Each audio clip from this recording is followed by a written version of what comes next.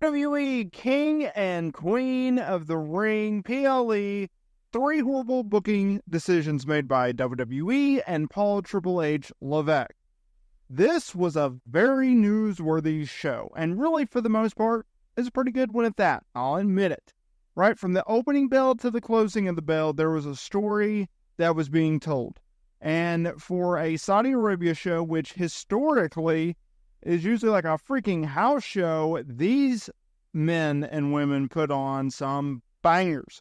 Whether it be the opening match where Jade Cargill and Bianca Belair retained the Women's Tag Team Championships, whether it be the opener where our girl Liv Morgan finally won the Women's World Championship from Becky Lynch, or what a finish it was with Cody Rhodes retaining his undisputed WWE Championship over Logan Paul. How about the King and Queens, right? We have Gunther going over Randy Orton to become King of the Ring.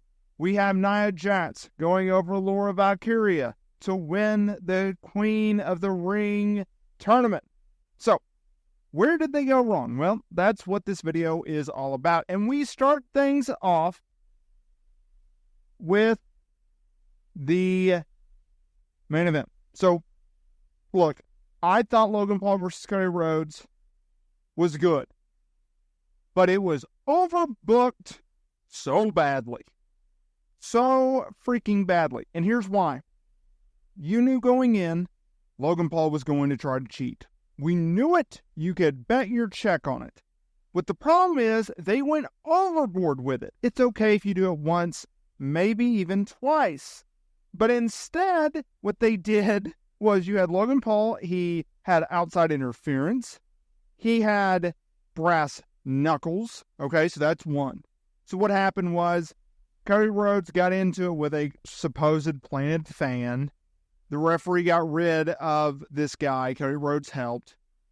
The other guy gave Logan Paul a pair of brass knucks. Now, he had promised on Friday Night SmackDown or the week prior, I forget, hey, I'm not going to use brass knucks. Well, he did. So we had that. We had a near fall there. Then, we had a situation where there was a ref bump. Okay. Then we had a low blow. Like, it kept going, and it kept going, and it kept going. Like, we get it. Logan Paul needs help to beat Cody Rhodes. We get it. We understand it. But at the end of the day, you can go overboard with it, and I thought that they did. Now, I understand you have to protect Paul, but at the same time, Cody Rhodes is the golden goose right now. There is no Roman Reigns. Like, can we do a little bit of a better job of this? Number 2 was Dominik Mysterio get involved in the opener. So, earlier in the night, WWE, they've been doing these teases. What is Liv Morgan and Dominik Mysterio up to? I thought Dominik was with Rhea Ripley. Freaking Liv Morgan took out Rhea Ripley, right? What are we doing? What are we doing? Pre-show, there's a little bit of a tease. Why is Dominik there? He's going to make sure that Becky retains the championship. Are they trying to swerve us? What is going on between Liv and Dominik? Yada, yada, yada. Well, fast forward to the match. We have it where Liv is bringing a pretty good fight to old Becky Lynch. Can she capitalize? And then all of a sudden, Dominik Mysterio comes out. Dominik Mysterio decides he's going to throw in a chair and distract the referee. Becky Lynch wants none of it. Leads Liv hitting a DDT to Becky on a steel chair. And then she hit her DDT finisher. Right? 1, 2, 3. Boom. Liv gets her moment. Becky gets screwed, and we had this weird, wonky, what is Dominik Mysterio doing? I didn't like that, and I'll tell you why. It was unnecessary. You could have had Dominik come out there and just stand, right? And just look on, and you still don't know what is going on, right? You can still build up that element. You can also still give Morgan a deserving win, and doing so in a clean fashion. They protected Becky too much in that regard. Now, I know what some of you are going to say. Well, they booked an immediate rematch on Monday Night Raw. Yes, they did. And guess what? Liv Morgan is going to beat Becky Lynch, and she's going to retain the championship. So now, instead of beating Becky once, now we're going to beat her twice. And I know what you're going to say. Well, Becky Lynch's contract is up at the end of this month. Yes, it is. And she's probably going to take some time off regardless of whether or not she signs a new deal. I just didn't like it, and I think you took away too much from Liv Morgan's. You got to keep in mind, this is Liv Morgan, the same woman that took out Rhea Ripley, one of the most dominant women's champions in recent memory. You injured her. Don't cheapen her big win, in my opinion, right? Now, what was the number one horrible booking decision on this card? It's Nia Jax winning the Queen of the Ring. She could have won King of the Ring, but she didn't. So, yes, Nia Jax went over Lyra Valkyria. I didn't like this. I didn't like this at all, and I'll tell you why. Nia Jax is someone that has been established. I don't care how many times you want to push her.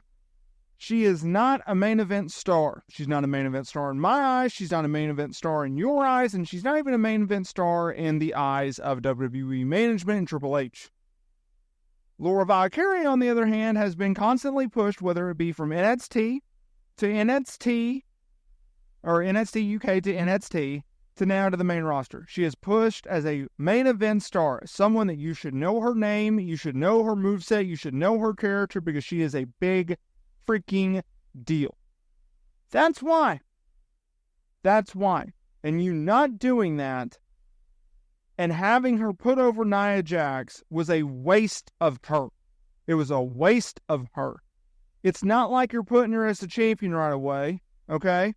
All you're doing is putting the Queen of the Ring on her. And I understand, well, King and Queen, it's more of a heel gimmick. I don't want to hear it. When you make it Xavier Woods your King of the Ring, and he is one of the most over baby faces in the last 20 years, I don't want to have this discussion. Nia Jax didn't need the win. She is always protected because she is not over in front of the fans. She's not. Can't get over as a babyface. She's not a very good heel. She's there. She gets no reaction. Or you could build up someone like Lyra and build around her. Build her up. Make her a bigger star, because that's the woman that's going to carry you.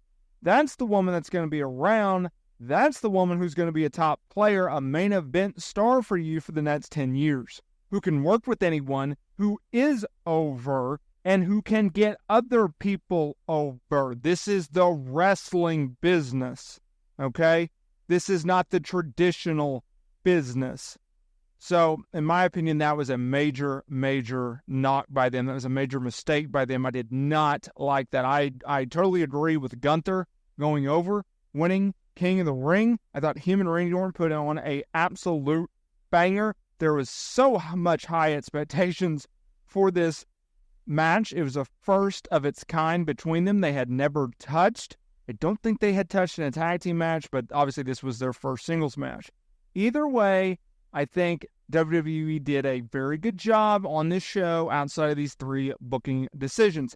Hey, before I get out of here, y'all, if you are looking for some new merch, if you want to support me and my family, go down in the comments area below. I have a link to our new merch page where we have $30 for a free shipping promo code. So you spend $30, I give you free shipping.